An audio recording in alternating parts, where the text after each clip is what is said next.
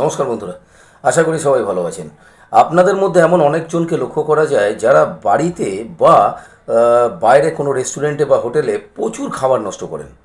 আপনার পছন্দের খাবারটুকু খেয়ে নিলেন, বাকিটা ফেলে দিলেন, বা একটু ছড়িয়ে ছিটিয়ে খাওয়াটাই, অর্থাৎ আপনার পরিষ্কার করে খাওয়ার স্বভাবটাই নেই।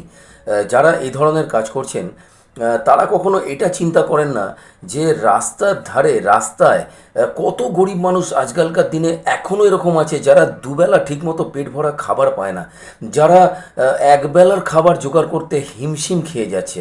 আর আপনারা কত দামি দামি খাবার হোটেল রেস্টুরেন্টে বা বাড়িতে নষ্ট করছেন। একবারের জন্য একটু ভেবে দেখেছেন যে সেই মানুষগুলোর কাছে এরকম ধরনের খাবার কিন্তু স্বপ্নের ব্যাপার।